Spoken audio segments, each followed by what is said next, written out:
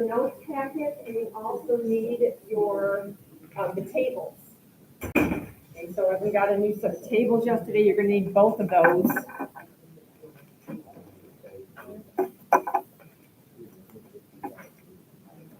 Okay, so non-parametric test number 2. So this one, if you go back to where I had kind of introduced what non-parametrics are, this test is basically the non-parametric version of the one sample t-test. Okay, so conditions for the one sample t-test, you had to confirm approximate normality and the random, the normal, the independent. The one sample sign test, we don't have to necessarily meet all those conditions. And what happens then is, when you do the one sample t-test, you are trying to do things with the mean. Well, when we do this, we actually are going to be doing procedures with inferences regarding the median rather than the mean. So the one sample sign test, it's one of the oldest non-parametric procedures in use. And I thought this was pretty incredible that I found somewhere that said they first found an example of this in 1710. So you kind of think about that statistics seems kind of like a new type of mathematics, but they've been, doing this sort of stuff for hundreds of years. This test requires that the data get converted only to plus and minus signs based on whether each value is above or below the claimed median. Details regarding the test statistic for both small and large samples are provided below. All right, so, and I told you guys on your test next week, I will give you a formula page. I forgot to mention this. This is going to be literally just a test assessing you on these non-parametrics. There won't be multiple choice. It's literally just going to be conducting some of these non-parametric tests. Okay, so it's not going to be like our typical test. So for a small sample case, we are going to be looking for an n size less than or equal to 25. So that cutoff is a little bit different than what we looked at for the randomness test. All right, there are two-tailed, left-tailed, and right-tailed tests, just like when we would do t-tests. And basically, capital M here is standing for the median. And when it says M sub 0, basically what that is, that's the claimed median. Okay, so just like when we set up our hypotheses before, the null hypothesis has to be something is equal to fill in the blank. So the median is equal to, and you would fill in the blank. And then the alternative hypothesis has to be some sort of inequality. The test statistic here is called K. And basically what you're going to do is you're going to assign everything a plus or a minus sign, whether or not something is above or below the claimed median. If you're doing a two-tailed test, your test statistic will be the smaller. When you count up how many minus signs and how many plus signs there are, you're going to use the smaller one. Now on this one, if you do a left-tailed test, so basically you're saying, well, I think the median is smaller. Okay, well then what's going to happen is we want to count the number of plus signs. Because if the median is correct, you would expect there to be an equal number of negative and positive signs. But if there are too many plus signs or too few plus signs, it's going to change what you think the median is. So if you think the median is less, you basically are saying that you think there are too many or too few at either end, okay? So for a less than test, you want to count the number of plus signs, and for a greater than test, you want to count the number of minus signs, okay? Now for a large sample case, we have another situation where we can do a z-test, and this is another situation that I am not going to go through the derivation of where this came from. K is going to stand for, again, the number of plus or minus signs, okay?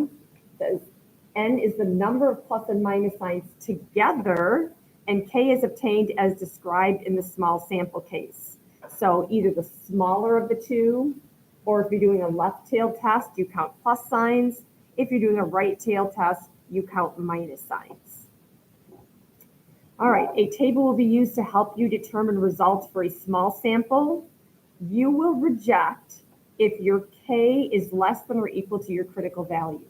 So your critical value is going to tell you how many plus or minus signs is like the limit as to what might be expected. So if you come up with even less than that, then you're going to say, okay, wait a second, something's not right. And then for a large sample, you will use a standard z-score table.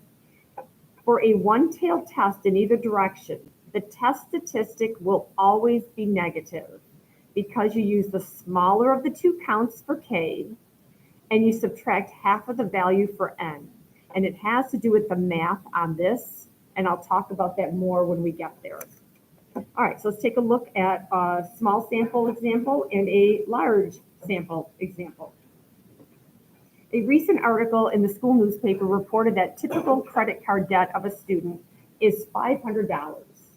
A professor claims that the median credit card debt of students at Joliet Junior College is different from $500. All right, I can tell you right there, there's my null hypothesis. The claim is that the median is equal to 500.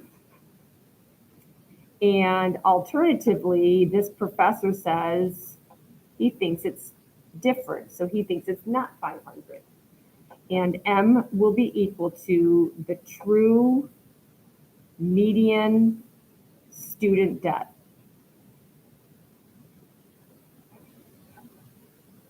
Well, I should be more specific. At Joliet Junior College. Because he's just talking about at that college. Okay, so what you do for the small sample case. The claim is that the median is 500. So what do we have here? We have 20 students. All right, so we have N is equal to 20.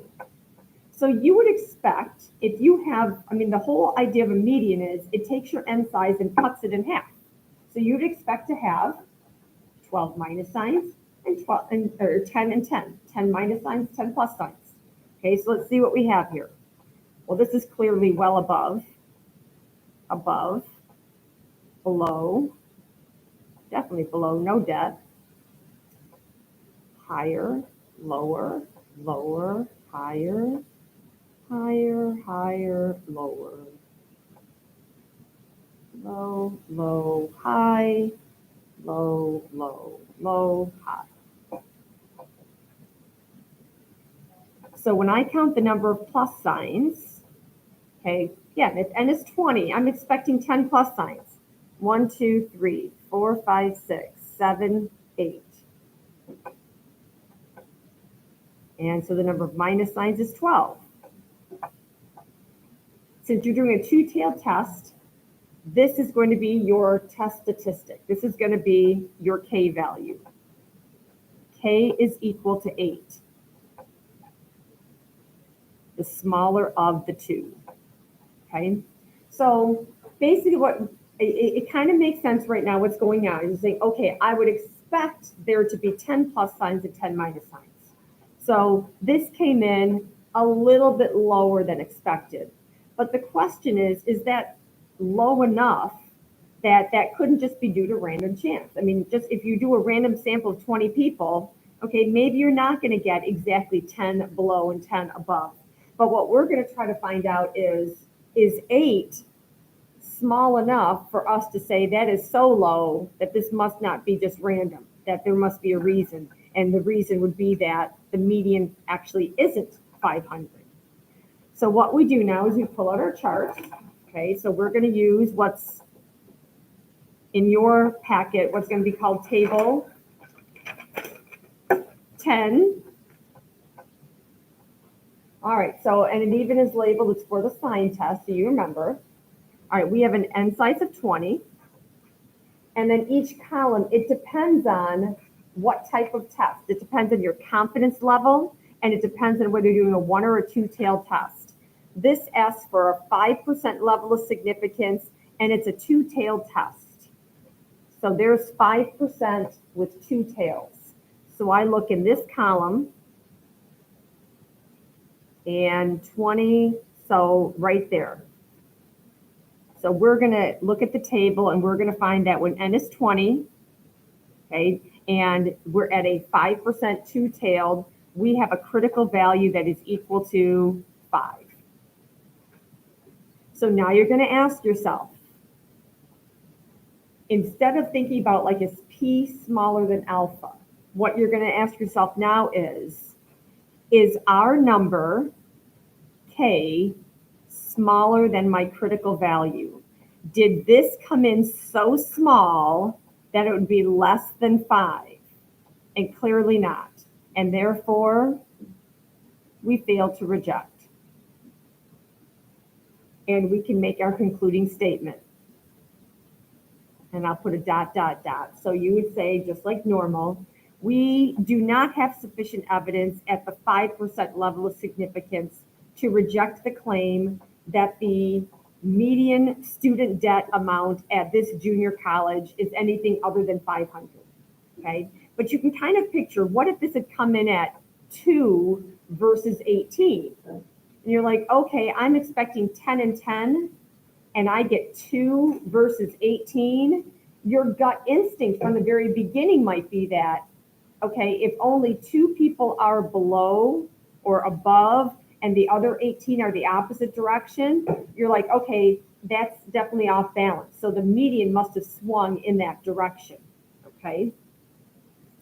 All right, now for a large sample case, and there's a couple different things happening on this one that I want to make sure I point out. A sports reporter claims the median weight of offensive linemen in the NFL is greater than 300. All right, there we go. There's our null and alternative right there. The null hypothesis has to include an equal sign. So we'll say that the median is equal to 300. And the alternative hypothesis is that the median is greater than 300 pounds, where M equals the true median weight of offensive linemen in the NFL. So all we have to do is start by going through and counting our positives and negatives. So we're looking for above or below 300. So we have a random sample of 30 linemen. So you'd be expecting 15 below and 15 above. So let's see what happens. Okay, now I'm not wearing my glasses. So below, all right, here's one of the things I wanted to point out. If we're talking about above or below the median, if you are right on that hypothesized median, you cross it off and you ignore it. It's not above or below. We're looking for true plus or minus. So there's above, below, below, above, below, above, below, plus, plus, below, plus, barely plus, but positive.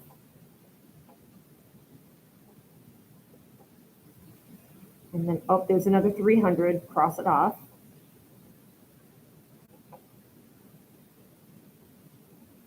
All right, there's another one, cross it off.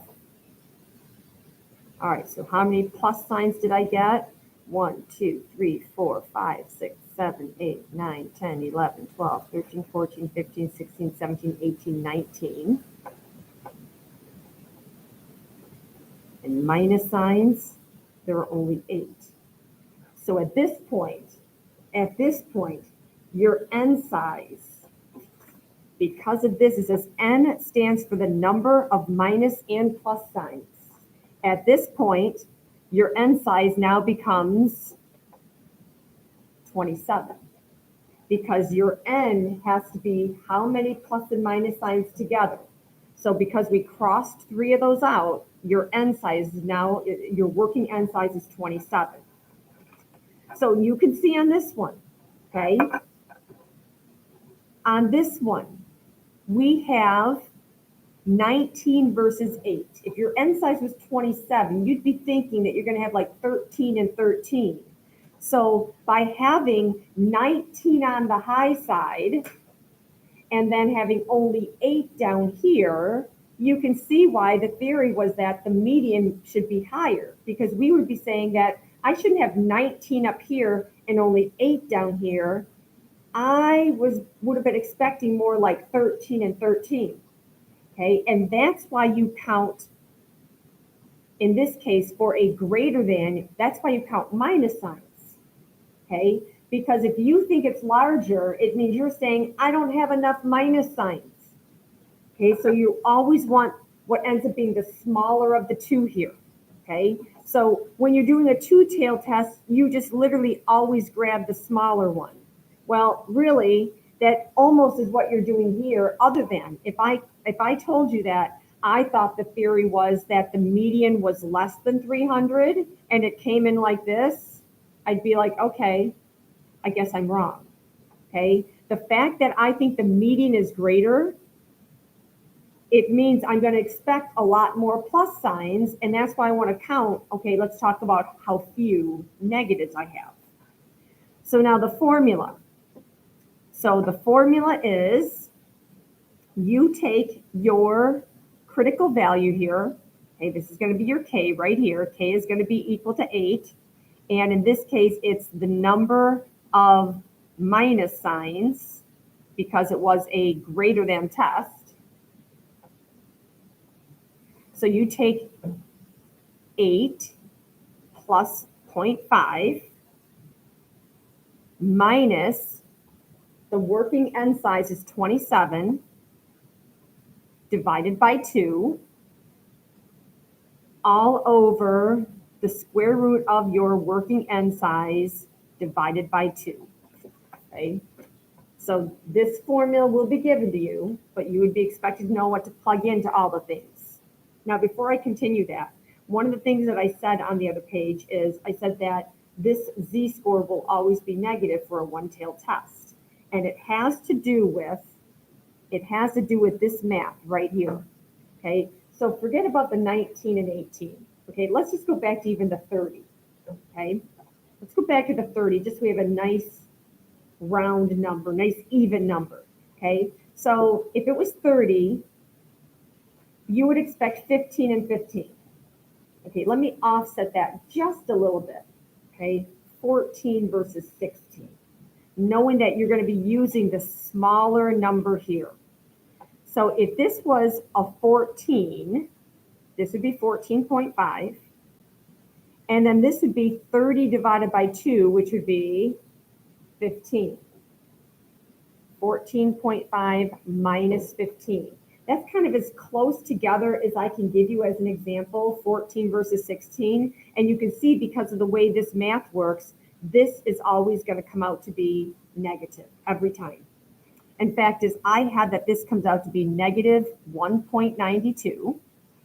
So we go back to our normal symbols. The probability that z is going to be less than negative 1.92. You could pull out your calculator, do your normal CDF, and I have 0.027. And then we ask ourselves our standard question. Is P less than alpha? Is 3% less than 10%? And the answer is yes. So we are going to reject the null hypothesis. And we would conclude we have sufficient evidence at the 10% level of significance to support the claim that the median weight of offensive linemen in the NFL is greater than 300 pounds. And that's the one sample sign test. Not so bad, is it? I will tell you, on the non-parametrics, each one is not bad. But after you learn all the ones that we're going to be doing, some of the techniques will start kind of like muddling together a little bit. So make sure you are practicing these. So on the worksheet, and I said, good and bad. The good news is the worksheets are short. The bad news is you're not getting a ton of practice. Okay, So I did give you 3 problems here. Biologist claims that the rain has increased. Okay, the acidity of the rain. Okay, so it looks like a greater than test. Oh, there's another more than. So did I do 2 greater than? Then is this going to be a 2-tailed? Yep, different. Okay, so anyways, trying to give you a little bit of a small sample, large sample, and I'm trying to get you to do less than or greater than or not equal to. So trying to give you a little bit of variety. So make sure you are practicing these.